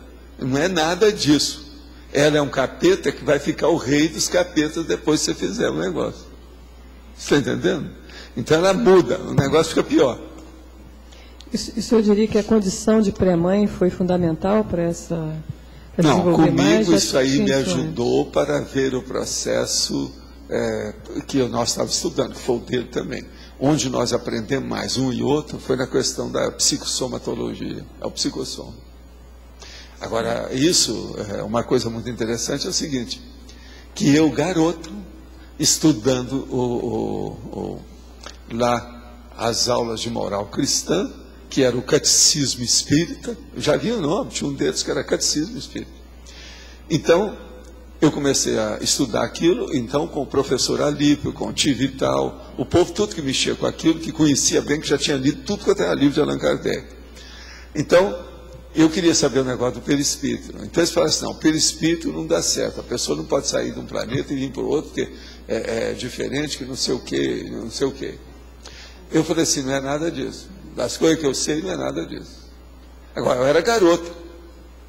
Das coisas que eu sei, não. Mas o que você sabe? Não, eu sei que não é assim. Então, veja, eu já tinha uma ideia enraizada dentro de mim, sobre o processo, que isso tudo, que o perispírito é transfigurável. Allan Kardec falou o contrário. E aí eles iam me mostrar o livro de Allan Kardec, que estava falando, isso foi porque eu debati o negócio com eles. E o meu debate era o seguinte, eu pegava meu livro, anotava e ia lá falar contigo e tal. Ele estava lá fazendo as cafeteiras dele, e eu falando, mas veja, está aqui, ó. Está aqui no livro do Allan Kardec, isso aqui não está certo. Aí ele falou assim, não, meu filho, mas não é assim. Aí ele ia ponderar comigo, você precisa de ver o outro livro, que está falando mais isso, vamos ampliar essa ideia. Entendeu? Agora, o tio Alípio é o homem que mais conhecia isso, o professor Alípio. Esse é que me deu as aulas de moral cristã, quando foi feito o Centro Espírita.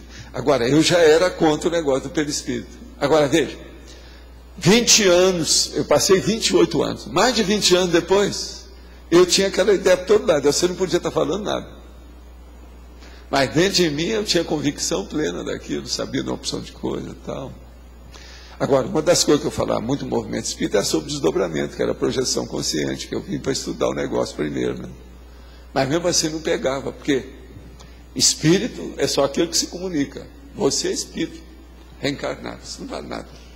Você é espírito de médium, médium não vale nada. O que interessa é aquele que comunica. Quer dizer, uma bobajada. E eu aguentei aquilo tudo, fazer assistência, estudar. Agora, o que eu mais gostava, que eu tirava partido, era ver as bibliotecas. Biblioteca de Centro Espírita e biblioteca dos grandes espíritas. E as mulheres também. Tinha umas com boas bibliotecas. Então, aonde eu chegava, eu queria visitar a pessoa. A pessoa pensava que eu queria visitar por causa dela. Não era nada, era para ver a biblioteca. Então, eu tinha que dar uma desculpa, uma coisa, falar que eu estava pesquisando. Eu posso dar uma olhadela na sua biblioteca? Aí, de vez em quando, eu descobri um livro que ainda não tinha lido. Então, aquilo era uma farra. Né? Agora, o pior é que nessa época não tinha jeito de tirar cópia daquilo. Então, você tinha que pedir emprestado. Era um problema, tinha que fazer um protocolo daquilo, para você devolver o livro. Eu nunca retive livro nenhum comigo, ninguém nunca reclamou. Porque senão criavam uma onda contra mim, ninguém ia me emprestar livro mais. Então, isso tudo eu vi ali, o negócio de perto. E agora tudo é o processo da macroconsciencialidade. De modo que vocês todos vão ter problema com a macroconsciencialidade cada vez mais. Mas o que é bom? Como vocês estão desenvolvendo, vocês vão ter mais recursos de autodefesa. Aquilo que vocês não têm hoje, vocês vão ter mais amanhã. Valdo, dentro dessa mesma linha do que a Mi estava falando, se a gente puder traçar um fluxograma como base de acesso para aproveitar a psicoteca, tendo como base a interassistencialidade, que é criando esse mater pensando pessoal. Depois o estudo de biografias de gênios para dar uma visão da humanidade. Depois historiografia para pintar o contexto, para a gente conseguir entender os contextos. As retrocognições com esse tipo de recuo. Até o estudo do processo da criatividade também pode ser um tipo de acesso? Toda vez que você começa a lembrar de cons magnos, você mexe na heurística. As verpons aparecem, é a verponologia. Toda vez que vocês recuperarem cons magnos, vocês vão entrar no reino, no contexto da verponologia. Isso é inevitável. Porque são cons magnos, é o que a maioria precisa. Só isso já é heurística, já é invenção, já é coisa nova, já é novidade, já é originalidade. Então isso é seríssimo, seríssimo. Por isso que eu falo, quanto mais a pessoa estudar, caminhar com isso, melhor para ela recuperar os cons. Cons é uma coisa muito mais séria do que eu falei até agora. Daqui para frente, de vez em quando, a gente tem que tocar nesse assunto. As unidades de lucidez. O que nós valemos? Nós valemos as nossas unidades de lucidez. E cada unidade, você vale a sua lucidez. Uma unidade de lucidez dessa pode significar o trabalho de uma vida. Pode. Não é? Não é isso. Eu vejo isso de um aspecto muito prático, objetivo. É aquele negócio que eu falo do bolsão de 10 minutos. A consciência leva você lá e você está com a lucidez total. Então, você alcançou o máximo dos seus cons. E ali vai passar uma série de situações igual da parapsicoteca. Então, em 10 minutos, você tem um século de vivência da situação. Isso é um absurdo. Agora, essas coisas existem. E outra coisa, às vezes eles fazem isso quando a pessoa fez algum feito maior de assistência, alguma coisa mais ampla, e para vaciná-la de um megatrafar muito grande que ela ainda tem lá soterrado, eles levam para fazer isso. É um antídoto para ela. Então, isso é uma cirurgia. Entendi. Agora, é uma paracirurgia violenta dentro da situação. Esse processo, por exemplo, isso precisa até de ser mais estudado. Eu falo pouco nisso. Você podia falar mais. Você está entendendo? O processo é isso. É difícil. Desfilar os séculos, assim, diante Com o passar da do tempo, vocês vão entender isso. Agora, por exemplo, eu penso que algumas pessoas passaram por isso, mas elas não chegaram a ter uma cosmoconsciência. Sabe aquele negócio do velhinho, lá, da Lexington, em New York? Para mim, ele passou por isso. As perguntas que ele fazia para mim, ele virou para mim, uma das perguntas, ele virou para mim e falou assim, vem cá, você está fazendo com que eu conceba ideias que eu sempre quis ter. Isso é assim, em minutos. Quer dizer, eu estava desencadeando nele processos desse bolsão que ele deve ter passado. Agora, foi por isso que eu queria voltar a conversar com ele, etc. Tal, mas foi tarde. É o tal negócio, quando você vai encontrar esse povo de 80, 90 anos, que o negócio já passou, já não tem mais jeito. As vidas humanas, elas não nascem, todo mundo nascer tudo do mesmo jeito, todo mundo vai morrer tudo do mesmo jeito. Não existe isso. Os horários são diferentes, as épocas são diversas, isso tudo aí muda. Nesse caso, ele estava recuperando com os magnos naquela hora? Tá. Eu tenho certeza disso. Agora, acho que esse homem, pelas coisas que eu vi com ele, ele tinha. As inter-relações dele, associações de ideias, eram espantosas. Agora, eu quis ver se ficava amigo instantâneo do cara pro resto da vida. Sabe o que é que eu quero dizer? A hora que você encontra com uma pessoa, você quer ficar, por exemplo, o dia que vocês encontrar com o Serenão vai ser isso. Vocês vão querer ficar amigo dele para sempre. Não, eu sou sua sombra. Desde a infância. Não é isso. Eu sou sua sombra. Não te deixo mais. O velhinho lá era isso. Agora, por exemplo, dentro de todas aquelas insuficiências dele, até que ponto que esse cara poderia ser um evolucionário? Você comentou outro dia que... Eu não sei. Tudo indica que é bem possível. Agora, por exemplo, cada um faz o que pode, né? E a tal mulher lá do Subway, aquela devia de ser serenona mesmo. Você está entendendo? Agora, sempre que eu falo isso, eu recebo um banho de energia como se fosse para confirmar, entendeu? A dona que nunca apareceu. Quer dizer, então, eu já vi um serenão fisicamente. Se eu for falar o negócio da mulher, eu a vi na minha frente. Ela falou comigo. Quer dizer, então é um serenão. Agora, veja, não me deu chance para nada. Não adiantou nada eu ter estudado tanto daquela ocasião, eu já sabia tudo, quais as perguntas que eu tinha que fazer, o negócio todo. Pelo contrário, me tapiou totalmente. Ou insatisfeito. Ela virou, quando eu olhei, ela não estava mais, sumiu. Que é isso? Só explicar esse bolsão que eu não entendi. O bolsão é o seguinte, por exemplo, existem dimensões, tá certo? Essas dimensões se entrelaçam. Elas se permeiam uma com a outra. Aonde tem esse dedo, tem 6 bilhões de dedos. É isso que eu falava, bilhões de dedos, tá certo? De paradedo. Então são isso. Nesse meio aí, tem como se fosse aqueles bolsões. Você está entendendo? Por isso que é que eu quero um dia de ter alguma coisa aqui para a gente escrever, né? Tem certas horas que precisava de ser assim. Então, por exemplo, aqui, ó, deixa eu só fazer aqui uma coisa.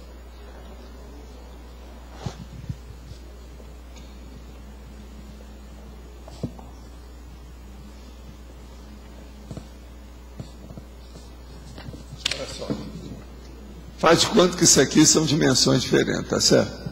Então, entre isso aqui, ó, é uma dimensão. Agora, por exemplo, essa aqui, ó, ela está entre dimensões, presta atenção, isso aqui, ó. Isso é bolsão. Não, mas agora aquele bolsão, por exemplo, é preciso da pessoa acessar. Então, por exemplo, o FIEX é um bolsãozinho. Entendeu? Com isso é que a gente vai começar a entender. Então, esse negócio de dimensões a gente tem que estudar muito para ver como é que é. Eu já falava isso já no Centro da Consciência Contínua. Aonde tem esse dedo, tem 6 bilhões de paradedos. Pronto, vamos ver se a pessoa entende. É o jeito dela raciocinar um pouco mais para ver a expressão ampla, a magnitude disso. Entende? Wow. Ladies first. Ia falar Lords first. As centrais extrafísicas são mega bolsões, né? São. Já superestruturadas. Mas às vezes o processo está dentro de Comunex mesmo. Já está tudo organizado. E outra coisa, você sabe que extrafisicamente, às vezes, eles fazem comemorações, né, de certas coisas, tudo. Às vezes é feito nesses lugares. Isso tudo a gente tem que levar em consideração. Lá mesmo, de vez em quando, tinha comemorações de despedida do faroel do povo, que vinha a renascer, um monte de gente. Agora, o melhor da história é que às vezes eles iam renascer em lugares diferentes, mas mais ou menos nesses próximos 3 meses, uma opção vai renascer para cada um no lugar. E para mim foi isso que aconteceu também com os chineses quando foram para a China. Então, fazer um faroel do povo que vai renascer. Essa comemoração existe muito assim. Agora, eu já vi outras, inclusive eu já vi depois que eu estou no corpo aqui, né? Foi o caso da Ana, por exemplo, que aquilo foi uma coisa de doido. Outra coisa também era aquele negócio que eu chamo de pandeiro que havia lá, negócio. Isso tudo tem, esse processo extrafísico. Tinha para a boca livre também, Valdo, lá não? É um negócio. Não, você está perdido. Eu acho que você tem que comer bastante nessa vida, porque a hora que você desfumar não tem mais nada para você comer. Aproveita enquanto você pode. Fazer a pergunta séria. Não tem mais jeito. Ô, Valdo, você tinha comentado do velhinho lá de Nova York, dessa questão da idade dele, né? Já não dava muito tempo e tal, né? E que a vida humana não fica todo mundo encaixado a cronêmica, vamos dizer assim. Como é que é feito esse planejamento do cruzamento cronêmico entre as diferentes vidas? A pessoa encontra com uma numa faixa etária, outra numa outra. Como é que é feito esse planejamento do ponto de vista da Max ProEx? Esse intercruzamento. O caso todo é o seguinte, às vezes tem consciências, ou consciex, que elas pensam, não, eu devo encontrar com essa pessoa quando eu estiver lúcido, com a idade tal. Nessa ocasião, ele vai ter a idade tal. Então, eu não preciso de contar com ele, porque não vai dar certo. Tá, a diferença, a defasagem é muito grande, o gap entre um e outro. Essas coisas ocorrem. Tem alguma coisa nesse sentido nos livros espíritas, inclusive de André Luiz, que ele fala nessas coisas. Igual aquele casal, não, nós vamos encontrar na esquina da rua tal, na cidade tal, no dia tal. Que vai ser amor à primeira vista na esquina tal. Está entendendo? Isso aí era demais, né? Isso é que seria marcar o sniper dando um tiro. Não tem erro. É o processo do Minuteman e o processo pontual do raio laser. Eu acho isso tudo difícil. Tudo isso é ilusão romântica. Na prática, nada disso funciona assim. Porque, por exemplo, no caso que você comenta que você esperou as 2 gerações, essa geração que veio, né, que você estava esperando, planejou isso. Vou encontrar com o Valdo mais ou menos na fase tal, na faixa etária tal, tudo. Teve esse planejamento nesse caso também, né, de quem estava lá para vir. Planejamento até o último minuto, às vezes pode ser mudado tudo. Eu, por exemplo, eu tinha que nascer um pouco antes. Eu demorei a nascer. Aquilo tudo a gente tinha que refazer os planos para ver o que ia dar. Isso tudo tem uma certa influência séria e pesa na balança, né, dos processos gerais da vida da pessoa, inevitavelmente. E pode ocorrer de antecipação também, Val? Por exemplo, no caso, você tem que esperar para ressumar. Pode haver de... Pode, às vezes há umas mudanças. Há mudanças sérias. Às vezes um erro de uma pessoa dentro de uma equipe, de uma, vamos dizer, uma Max ProEx, ocasiona uma alteração de vida de um monte de outras. O efeito dominó, né? Tem, é o efeito dominó. Isso é quase que inevitável. Você quer falar? O senhor poderia explicar as diferenças, nuances, entre a recuperação de cons e a recuperação de cons magnos? Os cons magnos são aqueles mais sérios. Por exemplo, você está aprendendo a desenhar. Aí você começa a mexer nas coisas, daí a pouco você começa a recuperar seus cons. Aquilo é natural pelo próprio desenho. Ao passo que você vai acumulando mais experiência, fazendo mais esboço, outra coisa você recupera o seu desenho. Isso é secundário. Agora, por exemplo, um com magno. É a hora que você muda um conceito que você tem, até contra tudo que você estudou na escola formal. Entende? Uma coisa mais avançada, por exemplo, do ponto de vista da sociedade, da fraternidade. É um com magno terrível. Outro, você recuperar uma ideia que você já sabia, você recupera aquilo dentro da área do parapsiquismo. Tudo isso são cons magnos de alta expressão, entende? De grandeza maior, magnitude maior, perante, às vezes, o trabalho da sua proex, das coisas que você vai fazer. Você está mais ou menos entendendo o que eu quero dizer? Então, é muito difícil você estar classificando os cons magnos, depende da pessoa, do contexto, a condição. Tem uma série de vertentes, viés, variáveis aí para a gente ver. Isso é difícil.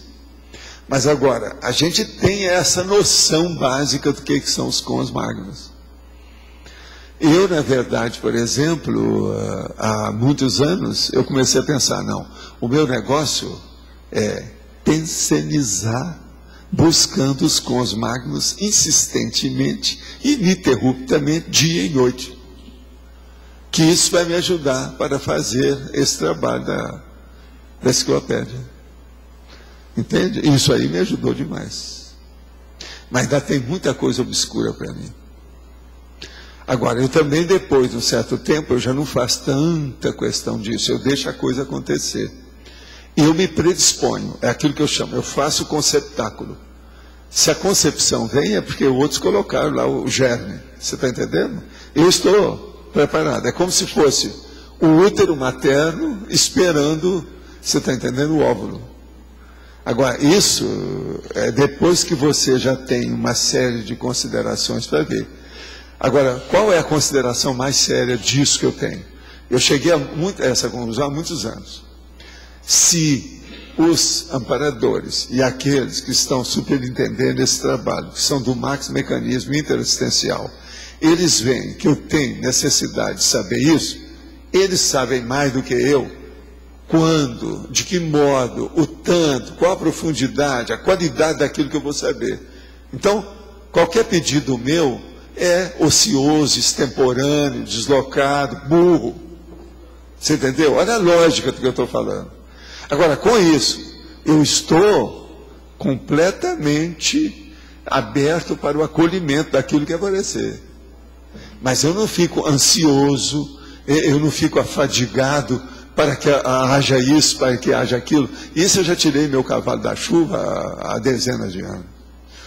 Não dá para ser isso. E outra coisa, você perde muito tempo com essas coisas. Quando eu era mais rapaz, etc., tal, ainda tinha umas coisas dessas. Depois disso, não. Agora, outra coisa, o movimento espírita serviu demais para mim. Foram duas coisas que me melhoraram o processo de maturidade sobre essas coisas. Isso, não interessa o que os outros pensam disso. Interessa a convicção que eu tenho dessa realidade. Primeiro, o parto laborioso da minha mãe aumentou o nível da minha maturidade. Segundo, o movimento espírita aumentou o meu nível de maturidade. Não é por causa do movimento espírita, não. É por aquilo que o movimento espírita não tem. Vocês estão entendendo? A hora que eu vi o desfalque, não, isso aqui está faltando. Igual esse negócio que eu estou falando, negócio do perispírito. Estudar perispírito é uma besteira. A gente tem que levar isso para o mental soma. Eu já falava isso desde essa época. Então veja, isso aumentou demais a minha maturidade. Que eu começava a fazer a comparação de uma coisa com outra, e você sabe, certas associações de ideias, se elas são feitas com muita lucidez e racionalidade, elas são imperdíveis. Por quê? Não tem jeito de se discutir, você não vai brigar com isso. Afinal de contas, você começa a estudar uma coisa, acabou. É aquele negócio que nós estávamos falando lá que você pegou sobre o paralogismo, sabe? É o paralogismo. Se a pessoa começar a estudar aquilo que o povo já está falando na internet, é ótimo. Agora, aquilo precisa de ser difundido para todo mundo saber o que é isso. Que eu já escrevi sobre isso, o paralogismo, tem até tópico inteiro e tal. Agora, veja, ali é didático, o cara chegou à conclusão, está tudo certo. Então, a hora que tem a coisa lógica é uma coisa, paralogismo é outra coisa. O ilógico, a ilogicidade, é outra coisa. Então, existem coisas que são 100% duvidosas. Tem outras que não, são só 5% de dúvida. Então, aí é que a coisa é diferente, aí é que pega o carro. Agora, a partir disso, essas duas coisas na minha vida, o parto laborioso, que quebrou a minha cabeça, rachou tudo, e aquele negócio de eu chorar sem parar, eu fiquei maduro mais cedo. Segundo, foi o movimento espírita, a hora que eu quero elevar o movimento espírita e começo a ver tudo quanto é fratura lá dentro, está entendendo? Tudo quanto é falha, coisa que precisava de compor, está faltando coisa. Aquilo foi, no início foi uma decepção, né? Depois eu agradeci. É um paradoxo tremendo o fato da pessoa lutar tanto para ter maturidade, para ser dono do seu destino. O maior paradoxo, quem deve sofrer é um serenão na Terra hoje. Já pensou um cara que nasceu aqui e é um serenão? Coitado. Agora, olha o seu caso. É uma vida paradoxal. Tudo está fora da realidade dele. Ele não é assim do estrangeiro, não. Ele é o estrangeiro. O estrangeiro. Você está entendendo? Avaliando o seu exemplo, você vê, você diz as coisas que te trouxeram maturidade, como você lutou para conquistar isso, tudo que você já conseguiu juntar. Agora, na hora que a pessoa consegue ser dona do próprio destino, em prol da assistencialidade, ela abre mão disso para que outros decidam no lugar dela. E outra coisa, o assunto começa a ficar secundário. Ela tem um assunto mais importante. Que vem na frente, ele é prioritário. Isso sobrepaira, você está entendendo? Né? É muito mais sério.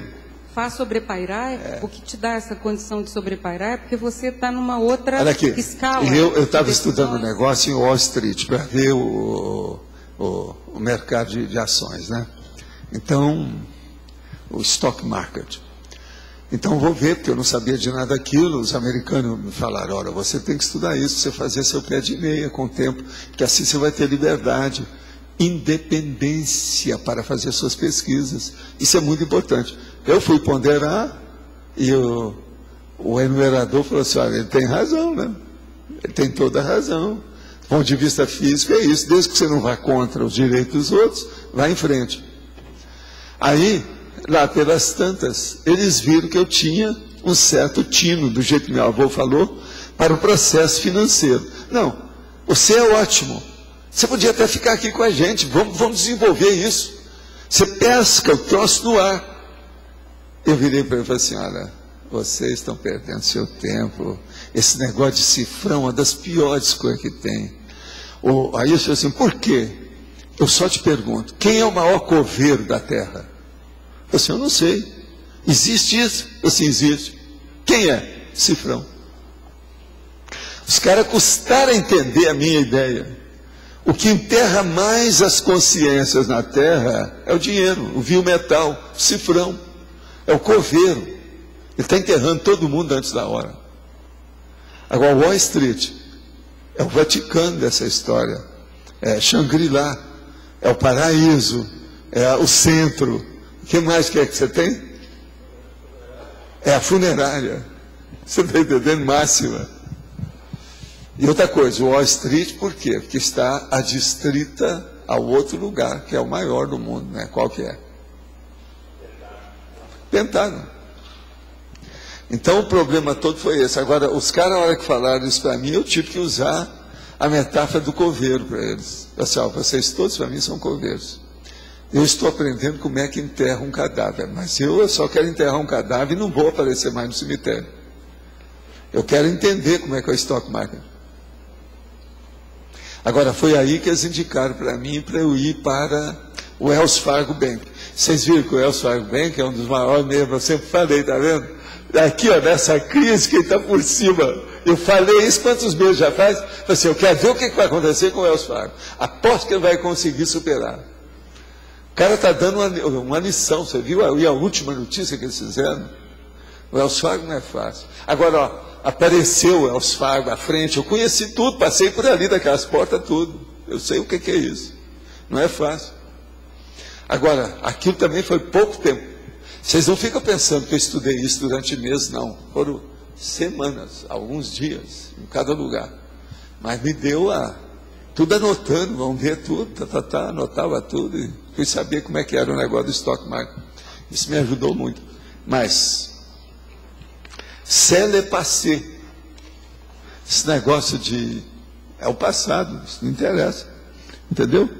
Agora veja, eu vou ficar agora mexendo com dinheiro a vida inteira? Não dá, que é isso, que bobagem é essa? É uma das maiores ilusões. É o coveiro. Cifrão, lembra-se disso. O coveiro da terra. Sintonizam muito com a bacia oriental do Mediterrâneo, Palestina, Grécia, Egito. Achei a gramática de grego antigo fácil. Isso pode se reportar às experiências pretéritas naquela região? A nostalgia, a saudade, o culto do passado, pode atrapalhar a ambientação no presente? Pode comentar? Sim. Tudo indica que isso aí realmente tem alguma experiência pretérita sua, não há dúvida. Mas agora, ó, existe um negócio que eu quero te falar, que é uma doença. Essa doença chama-se nostomania. Não entra nessa. Não fique entusiasmado com nada do passado. Até para a gente entusiasmar com as coisas modernas é um problema. Agora você vai ficar entusiasmado com o passado, está danado. Então vai devagar com isso. Cuidado com a nostomania. Nostomania é a mania de coisas passadas. É a mania, por exemplo, dos colecionadores de antiguidades, as antiques, aqueles negócios todos. É a mania do saudosismo. Tudo isso é o processo do passado. É o cara que só pensa no ontem, às vezes no anteontem, às vezes no remoto. Então isso é terrível. Até que ponto podemos considerar fidedigna a informação sobre a origem capelina dos antigos egípcios e sobre aquela exposição do caminho da luz de Emmanuel e Allan Kardec na Gênesis? Olha, isso tudo você dá desconto e vamos devagar com a dor, que tem muita coisa para a gente ver fora do corpo quando você dessomar. Dê desconto nisso tudo. Tem razões, uma opção de coisa nisso aí. Mas lembre-se, tem aquele cara lá da ufologia de Buenos Aires, lá da Argentina, lá do Luiz, que escreveu que nós somos de Ganímedes. Você chegou a ver esse livro dele, né? Poderíamos considerar o Homo sapiens energo-vibrator como sendo também o Homo sapiens energo-futurísticos, levando-se em conta que o energo-vibrator é um homem que no futuro será bastante comum? Como não entende latim, considere então que nesse exato momento estão sendo acometidos pelos 3 irmãos gêmeos, Burrildo, Burraldo e Burrode. Então me permita perguntar se a declinação energo-futurísticos está correta no sentido de homem energético do futuro. Olha, isso aí seria bom o Jaime. O Jaime estava aí, mas já foi embora, né? O Jaime é que pode responder isso para você com calma. Agora, ó, é mais ou menos por aí, sim. Não deve estar tão diferente, não. Mas é preciso ver com mais calma. Pode ser que tenha algum sufixo melhor do que o futurístico seu. Analisando a biografia de Confúcio, você acha que o tamanho da cabeça dele seria o trafar nosológico? Não. Aquilo ajudou a ele. Você poderia aprofundar o Homo sapiens holo filósofos na hominologia? Sim, o problema todo é o seguinte: na questão do Confúcio, ele teve um negócio como se fosse um processo que foi de parto. Aquilo alterou a cabeça dele, que ele tinha uma espécie de bossa atrás. É isso que eles falam aí, autores que falam no assunto. Agora, na questão do Homo sapiens holofilósofos, é aquele da holofilosofia, que é o que a gente está tentando aí, ó. Por exemplo, o nosso amigo ali, o Carcamano, sério, da ex-máfia, ou ex-mafioso, ele hoje é um holofilósofo, ou não é? Aqui para nós, dentro de tudo aí que ele argumenta, a situação toda, é isso. Vamos ver o que é que vai dar nisso, mas é o ar lindo, como diria a Alice, junto com o noivo. né? Ali se vive de amor. E aí o noivo vira e fala assim, e do ar lindo do campo. Quer dizer, Alice com ar lindo. Você sabe da história.